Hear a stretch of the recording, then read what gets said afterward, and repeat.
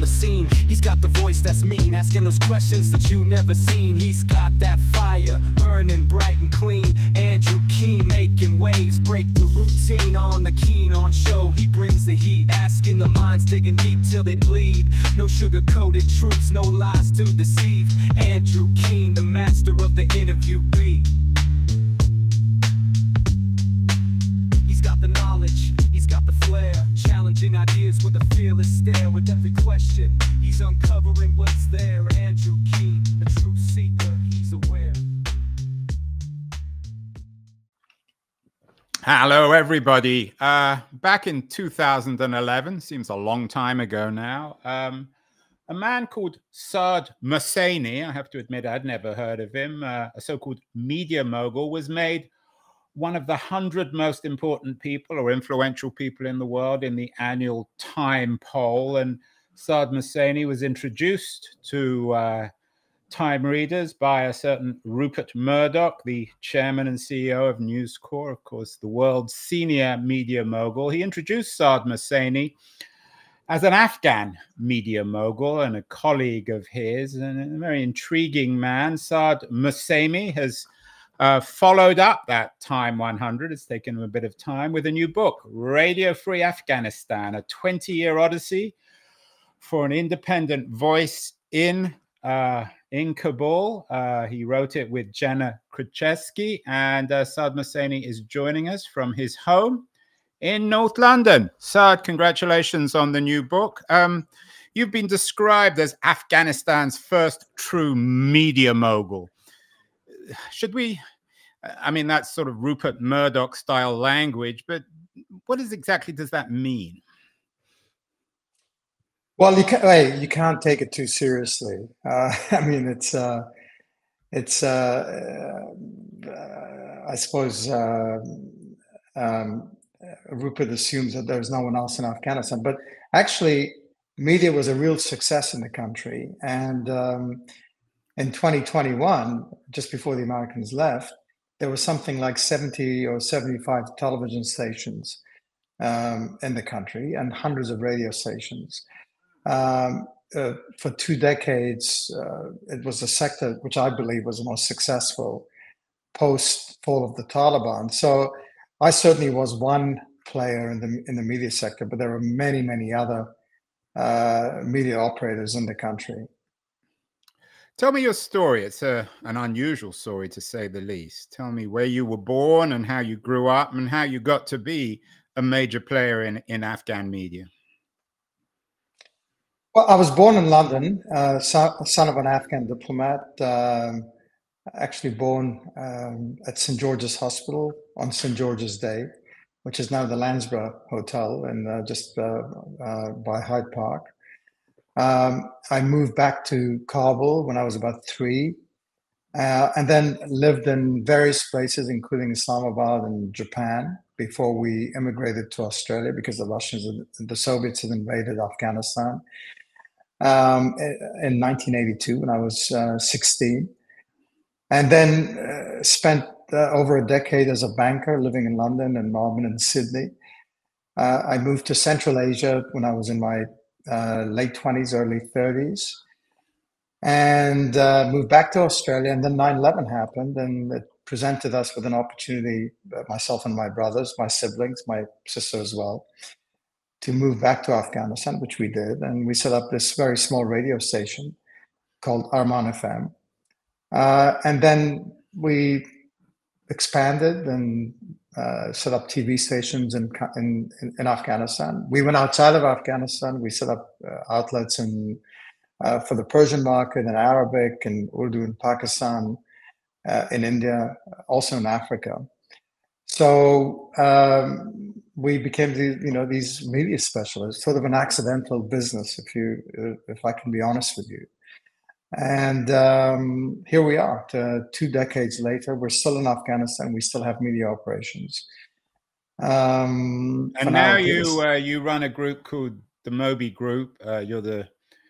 You're the chairman and CEO. How would you describe it? Is it an investment firm, an incubator for new media companies? How would you describe MOBY? Well, I mean, when we initially launched, the assumption was that we were going to be too busy doing our own thing, and it was to invest in assets and then have professional operators running these businesses for us on a day-to-day basis. But what happened was that it was so controversial, even that small radio station that sort of dragged us into the business. And then we became operators. So we mostly operate these businesses. We do have some passive investments where we're on the board or we're investors, but most of the businesses that we've invested in have been startups, whether it was in Ethiopia or Pakistan or India, and certainly the Afghan businesses. So we're very much involved in the day-to-day running of these businesses. So tell me about your father and your family. I don't want to suggest that you're privileged or part of some sort of Afghan aristocracy, but of course, most Afghan kids didn't grow up in London. Their parents weren't diplomats. How did your father become a diplomat? Excuse the vulgarity of this question, but my understanding of Afghan culture, society, certainly pre-Soviet invasion, was it was a relatively patrimonial world. Would that be fair? Yes, absolutely. My father was born in 1926 in Kabul. His father was a businessman, and his grandparents were fairly prominent traders. He chose not to go into the business world. He became a diplomat, joined the foreign ministry. As a matter of fact, his first posting was to Washington when Eisenhower was the president. So, and then he became a career diplomat, served in DC, in London, in Islamabad and Tokyo. And when the Soviets invaded in 1980, he resigned. And he had a new start, probably well into his 50s, in Australia. He worked for a couple of Australian companies, worked for the UN for a period. So yes, it was, I mean, we were very lucky in one sense, but at the same time, when we moved to Australia, it was fairly challenging for us because we essentially started from scratch. But it's an experience shared by many, many Afghans who had to leave Afghanistan in the 1980s, who immigrated to places like Canada and the US and so forth. What's the family narrative, Saad, on the Soviet invasion? Well, I mean, Afghanistan was a relatively stable place. I don't think anyone had seen conflict for like 4 or 5 generations. The last war was probably in 1919, which was very brief. It was for the full independence of Afghanistan. So it was a relatively peaceful place. And Afghanistan continued to remain, again, relatively impoverished, but it was stable. So when the communist coup happened in 1978, it was a shock to the system. That led to the Soviet invasion in December of 1979. So it was a complete shock to the system, and it was a painful experience for Afghanistan. If you look at if you can imagine, with a population of 12 million people, the Soviet invasion, if you look at the casualty numbers, 1 million people killed, 5 or 6 million Afghans made refugees, 1 million people handicapped and maimed, the most mined country in the world. So it was a very, very painful experience for the country. And even after the Soviets left in 1989, civil war followed. And then the Taliban took over the country. So we've had, and if one was to say that Afghanistan is still in conflict, it's been going on since 1980.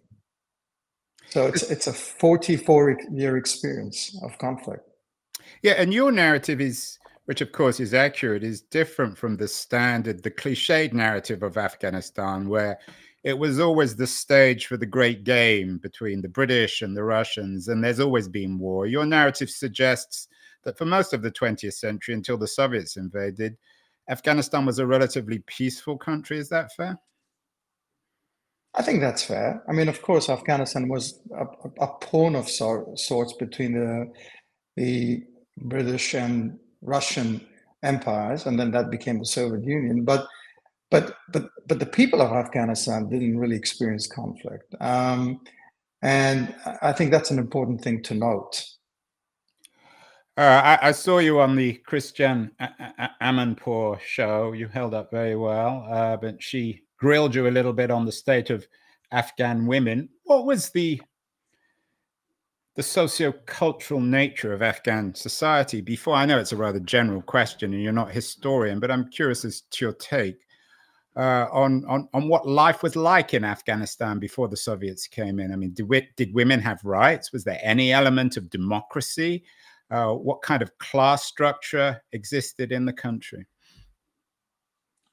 Well, I think Afghanistan, I mean, of course, there are different tribes and within Afghanistan, the way that people lead their lives differ from the north to the south to the east and so forth. And of course, in the cities, women had a lot more rights. As a matter of fact, my great aunt, who would be almost 100, my aunt, sorry, who would be almost 100 today if she was alive, was the first generation of women who attended university, and it was totally acceptable and accepted that she goes and continues her education at a university. And by 1978, when we had the communist coup d'etat, Kabul in particular was a fairly liberal city. This whole stereotype about women walking around unveiled and so forth. That aside, I think women, their rights are enshrined in the constitution.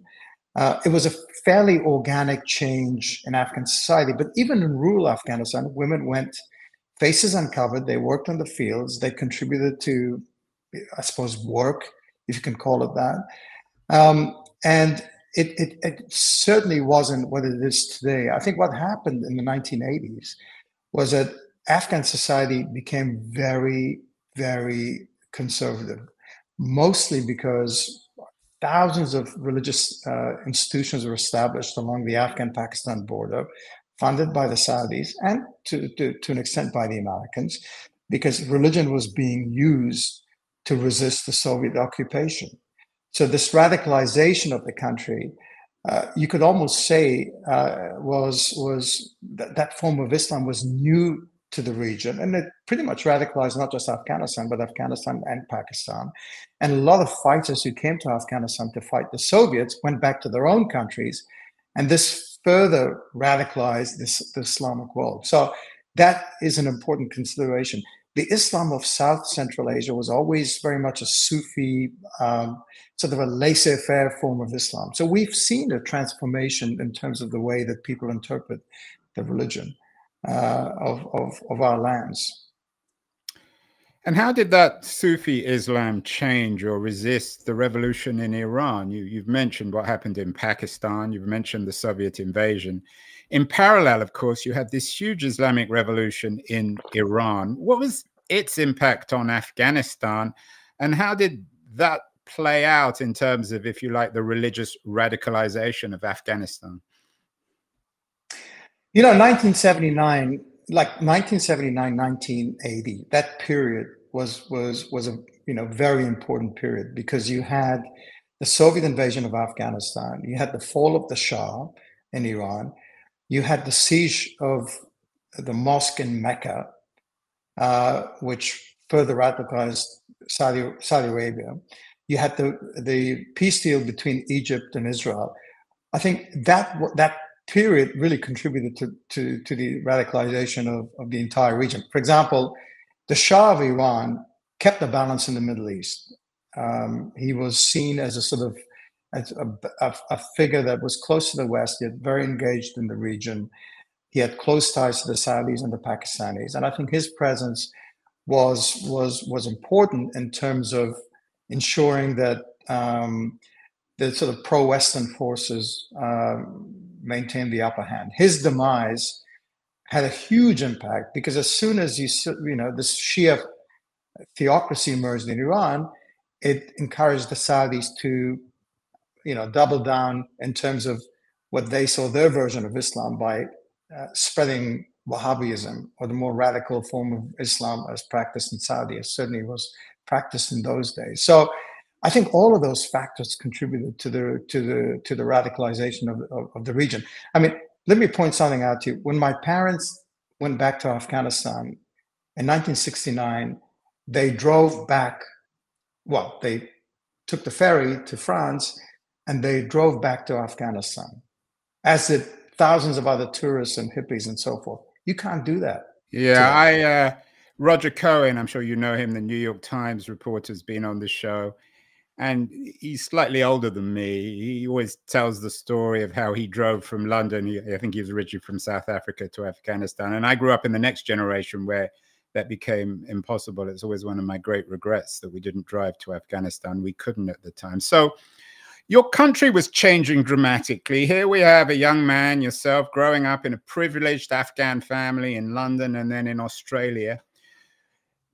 Were you brought up like almost like maybe a Palestinian refugee, someone with Afghanistan in your heart? How were you brought up to think of your quote unquote homeland? Well, I mean, I think we're privileged, but I think we had a lot of ups and downs in between. But we certainly went to good schools. We were exposed to interesting people. So, and we were obviously educated by parents who were, relatively speaking, worldly. But I think the important thing for us was, because we were Afghans and my father represented the country outside, we never abandoned our Afghanhood, so to speak. So we were always close to the country, its culture, and so forth. We conversed in Persian at home, which is the lingua franca of Afghanistan, and we sort of, at least Afghanistan remained very close to our hearts, and we always had these aspirations to go back and to contribute if we could. So when 9/11 happened and the Taliban regime was toppled, we felt sort of compelled to go back and have a look and to see if we could do something, which is exactly what we did in 2002. And then, when we got involved with this radio station, which was a pretty small investment.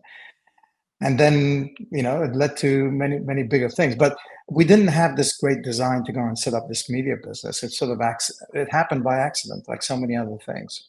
Very briefly, Saad, I want to get to this Radio Free, I was going to say Europe, Radio Free Afghanistan and what you did after returning. But just very briefly, you've talked about your father. What about your mother?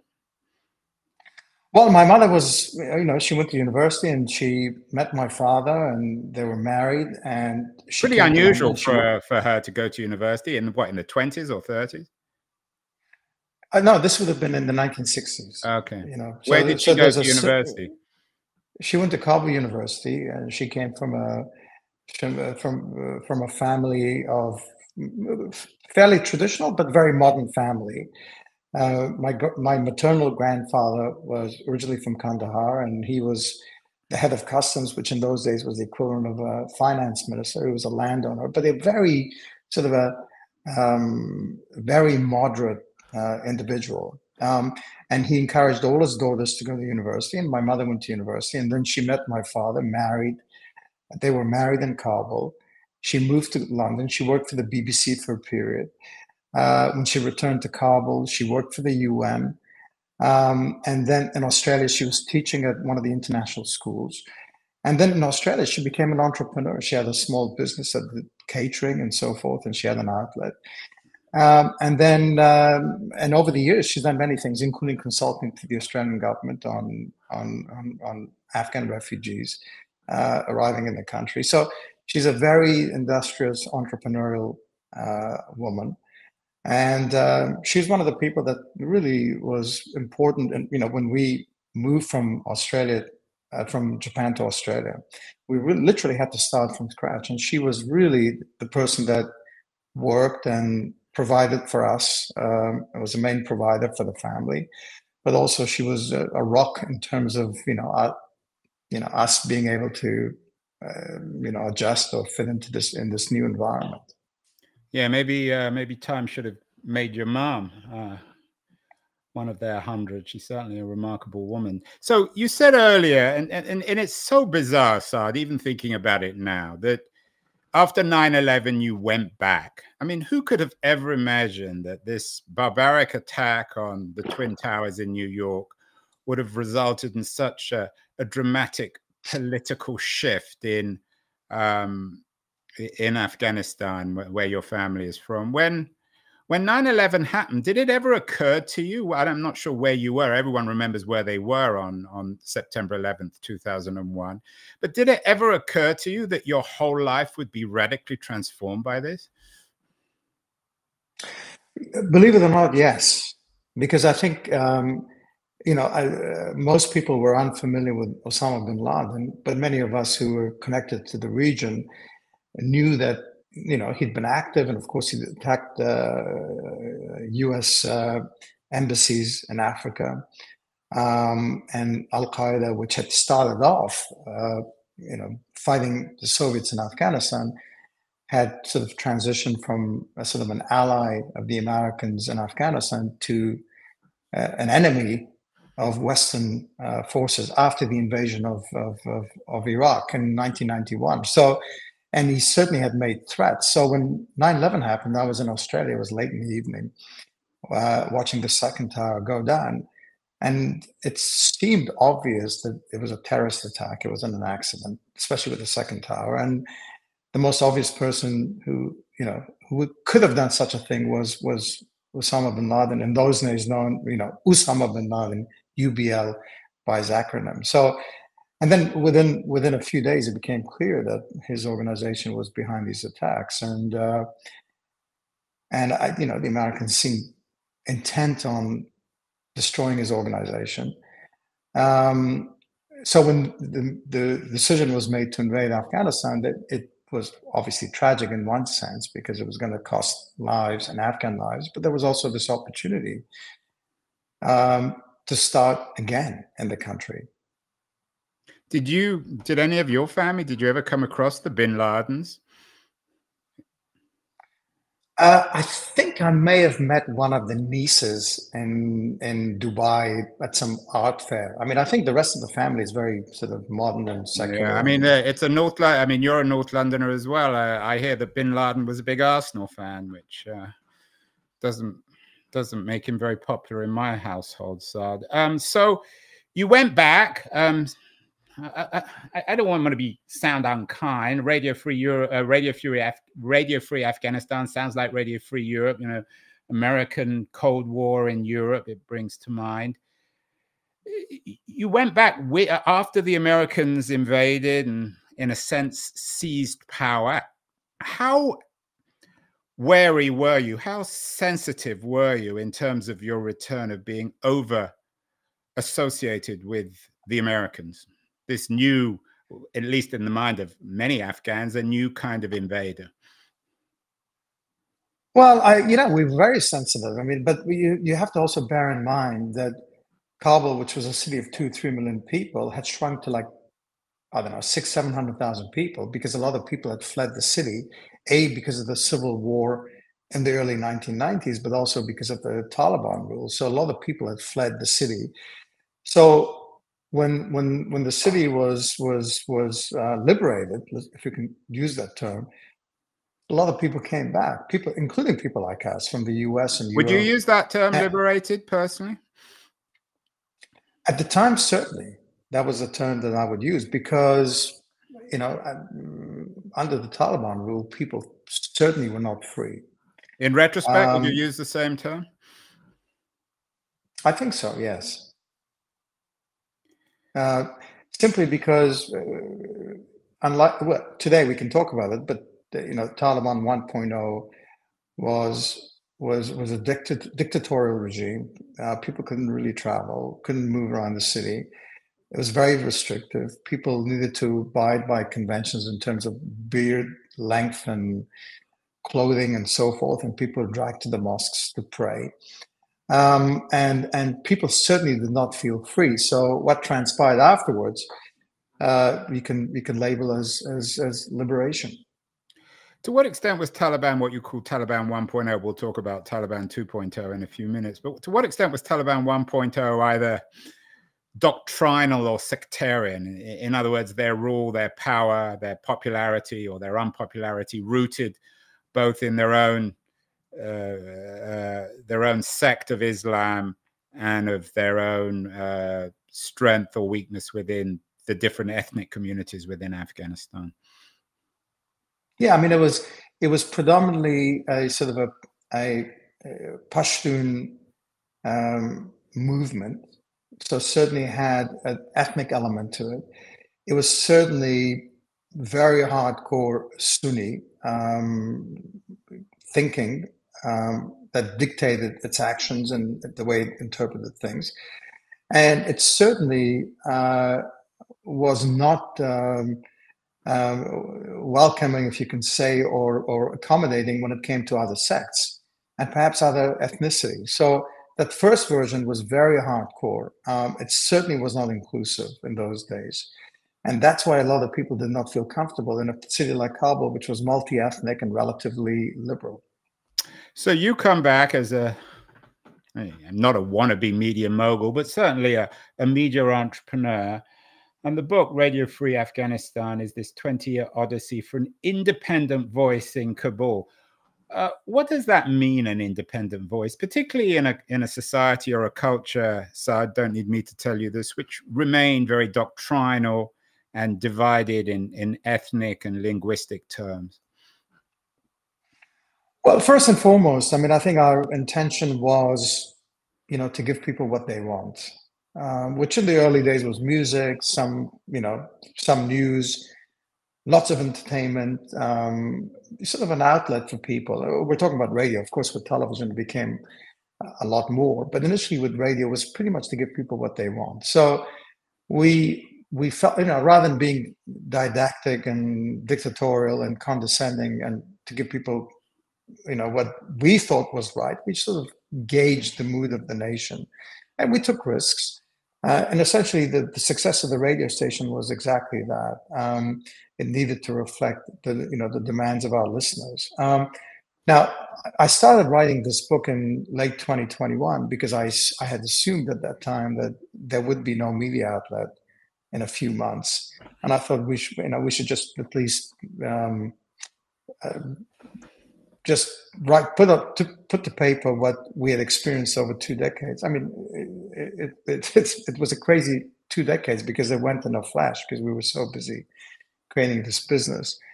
But I think if one was to look back, it's been one of the great successes of the country because media continues to remain popular. People are engaged. People listen to the radio. People watch television. And in a lot of ways, even today, we speak truth to power and we hold individuals and institutions accountable, even during this Taliban period, probably not as much as we used to, but nonetheless, it continues to play an important role. What was your relationship with the independent government of Afghanistan? Again, the way it gets reported in the West, of course, is of deep corruption. Were some of your media properties, your radio stations, were they quite critical of government in Afghanistan, of the supposed free government and its connections with the Americans and the American, what some people at least saw as a new invader? Yeah, we're critical of all of the above. We had to be. I mean, I write in the book. I mean, it's not a sort of a deep analysis of what went wrong, but through the various anecdotes, I talk about ineptitude, I talk about corruption, I talk about nepotism, the predatory behavior of Afghan government officials, both local in the regions and also in Kabul, that led to the rise of the Taliban. And on top of that, the American strategy in terms of dealing with insurgency or dealing, with what they felt was people opposed to their presence in the country, added fuel to the fire. Rather than sort of dealing with these issues, they further amplified people's unhappiness, which essentially led to the demise of the Afghan government in 2021. We talked about all of those things, and we were targeted. We were targeted certainly by the Afghan government. We had more arrests, more intimidation over that 10-year period that I can list in this interview, but certainly including my brother and others have been arrested and held. So it was not an easy experience for us. But nonetheless, I think because media rights and freedom of expression both enshrined in our constitution, we essentially had the courts to rely on. But even then, it was very difficult for us. We had multiple cases over that 20-year period that kept us very, very busy. And what was your relationship with the authorities? Presumably, as a powerful figure, the Rupert Murdoch of Afghanistan, the powers that be in Afghanistan must have wanted to court your favor. Did you spend time with the political authorities? Did they ask you what you wanted? I mean, media moguls, for better or worse, are always political, whether it's Murdoch or Elon Musk today, for better or worse, are always dragged into politics. Yeah, absolutely. I mean, we obviously were engaged. We had to engage with the government at all levels. I would see the President Karzai often, and I would see Ashraf Ghani, who followed him. Often meaning what? Once a month, once a week, once a day? Well, it depends. I mean, I think there were periods that we would not see them at all. I think there was a period I didn't see Karzai for 4 or 5 years. But when the relationship was better, we would see him more often. It was, I would say, a combative relationship with both of them. But one of the interesting things, that I suppose looking back, is that they had no reason to feel that they were accountable to the Afghan population because they were funded and supported by people outside. They felt it was more important for them to court folks in Brussels or London or Washington than to really address their own failings in Afghanistan. So that was always an issue. So in some ways, they did not care. But of course, they were also cognizant of how important it was to not lose the local population. So it was a sort of it was not an easy relationship. But, I mean, they still allowed us to operate and they didn't shut us down, although a few times we came close to getting shut down. So when you think of the failure of the Karzai administration and the way you've presented it, at least its corruption, its ineptitude, perhaps its unaccountability, you mentioned Washington and Brussels. I'm guessing that ultimately the responsibility for all this lay with Washington, D.C. Is that fair? I think, I think it's easy to blame others. I think that we also, as Afghans, squandered this enormous opportunity to build a state that was viable on strong foundations. And I think we failed as Afghans.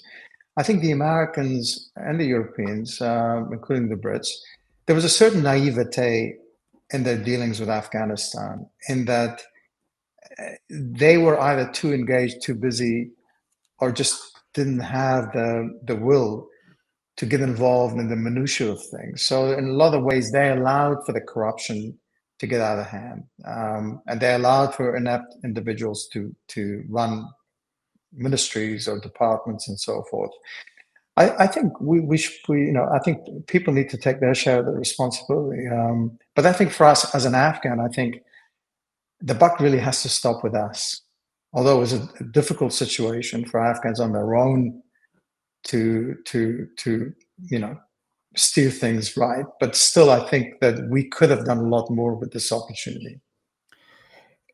Would it also be fair to say, Saad, that once it appeared at least Al-Qaeda was defeated in Afghanistan, most Western, certainly public opinion, but also policymakers, they didn't really care one way or the other about Afghanistan? It didn't really make a lot of difference. In your mind, is there always a clear division between Al-Qaeda and the Taliban? Are they two completely independent organizations, sets of ideologies?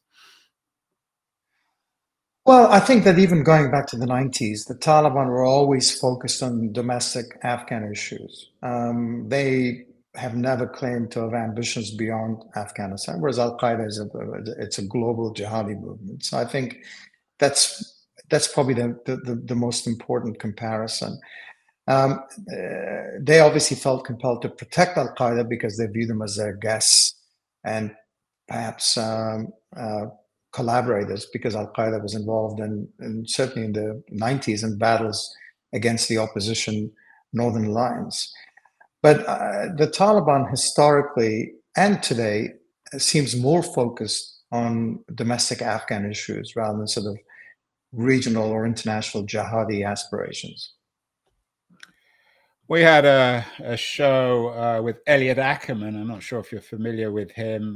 His latest book, he's a best-selling writer, and he's also former serviceman in American serviceman in Afghanistan. The Fifth Act, America's End in Afghanistan. He sees America's involvement as a classic five-part tragedy in the context of Greek tragedy. Is there some truth to that? I mean, especially at the end. How catastrophic was it, the American retreat? In Donald Trump's language, for better or worse, it's the greatest defeat in American history. Well, yes, the withdrawal was clumsy, executed badly. Obviously, they hadn't planned for it well enough. They announced in mid-April they would leave, and then they scrambled to get out, and they screwed up everything in between in terms of transitioning, because they built the Afghan military in the mold of the US military, reliant on contractors, for example. And when they left, all the contractors also left because they had no security. So all of a sudden, the Afghan military couldn't fix its Humvees or aircraft. Even the distribution of fuel products was hampered because they didn't have these logistics companies helping out. So that was no doubt a monumental screw up, which led to that humiliating withdrawal in August of 2021. But then again, to your point earlier, the American public didn't want to be involved in Afghanistan. I mean, they couldn't even spell the word, let alone be involved, right? Yeah, so it was going to be inevitable the Americans had to leave. So the execution of the withdrawal was inevitable, but the fact that they had to leave was a reality that it was going to happen one way or the other. But the problem was, you know, and at that time, that the Afghan government was not capable of managing Afghanistan on its own. They had created this government that was fully reliant on international help, both in terms of defense and the military operations, but also in terms of its economy. Afghanistan had turned into this state that was completely and utterly addicted to foreign aid, and no effort was made over that 2-decade period to make this country viable and to be able to sustain on its own on all fronts. So yes, you can argue that the Americans screwed up the withdrawal and the way that they withdrew, but I think the decision, was perhaps the right one. It's and Ackerman's probably right to present it as a classical tragedy. So what became of Radio Free Afghanistan and Saad Mohseni as one of Afghan's leading media moguls? Did you have to retreat with the Americans? You're talking to me from London. Do you still have a business in Afghanistan? Believe it or not, we do. My assumption at that time was that we would not be allowed to operate. Miraculously, we were. So everything operates. We have close to 500 something individuals working for us.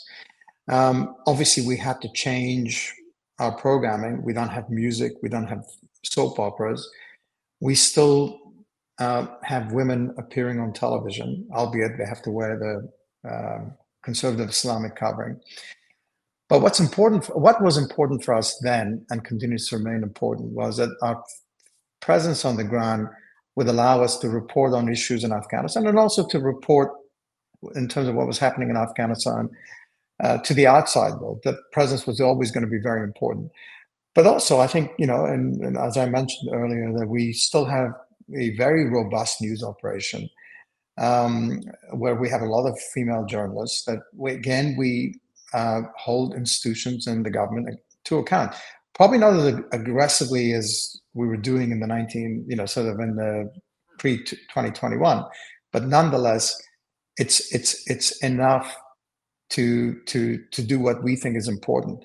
Last but not least, we also have launched hundreds of hours of education programs, mostly targeting young girls over the age of 12 who can't go to school. So we offer different courses in maths and biology and chemistry and physics. Now, this is no alternative to school, but it's sort of a bridge between pre-school ban to a time when hopefully schools will reopen. So in a sense, it's a form of resistance to the Taliban. As I said, you were on Amanpour. She specifically asked you about the rights of women. I'm not sure if you saw a recent piece earlier this week, actually, in the Economist, and I'm quoting the headline: "The Taliban is removing every shred of freedom from women." You talked about Taliban 1.0 versus the 2.0. My sense is you think there's something different. Is this Taliban 2.0, even if the Economist headline is right, are they more tolerant, more sympathetic to different voices, or is it as authoritarian, if not totalitarian, as 1.0? Well, as I mentioned in my interview, I think the decrees and the directives are scary. But in terms of implementation and execution, it's probably more liberal. The question is, there has to be a convergence. You can't have decrees and directives being issued. And at the same time, you can't have local authorities not implementing, but something has to give. So if you go to Kabul today, and I mentioned that in the interview, there's a female police officer immigration officer that will stamp your passport. You'll go to private companies such as ours, where something like close to 30% of the workforce is female.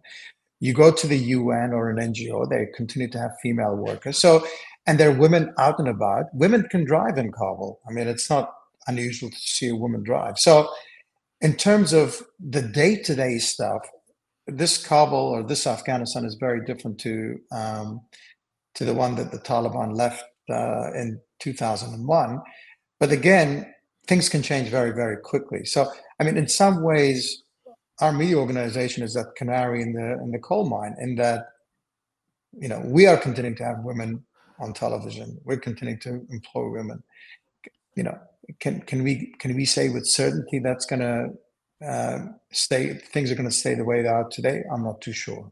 Final question, Saad. You've been very generous with your time. You talked about Afghanistan as the canary in the coal mine, in a sense. Might that also be true when it comes to media and intolerance in the West, in the United States, in Western Europe? There's more and more debate about what can and can't be said. A lot of people argue that if Trump comes back to power in the US, there won't be an independent media. What can the West learn in terms of this struggle against new kinds of intolerance and authoritarianism from your experience as a media entrepreneur in Afghanistan? Well, I think one of the things we try to encourage is, intellectual humility and tolerance. I think that's really important. So the way we do our programs and mix of people, I think people need to be, I wouldn't say taught, but people need to be encouraged to look at other points of view. And I think this sort of fragmented world where people just take refuge in their own bubbles is very dangerous. I mean, I can see that happening in Afghanistan, but luckily internet penetration is still pretty low. So people like us, major broadcasters, we still have a virtual, sort of a monopoly of sorts in terms of the airwaves. But, we may be going down the same path as you folks in the West. Yeah, it's ironic as more and more people seem to be turning against the internet in the West. We might look at Afghanistan as the first genuinely pre-internet society. Well, Saad Mohseni, the author of a fascinating new book, Radio Free Afghanistan, a 20-year odyssey for an independent voice in Kabul, a remarkable story, a remarkable man. Thank you so much, Saad. We'll have to get you back on the show to talk a little bit more about Afghanistan. It's not a subject that most people know enough about. Thank you so much. Thank you.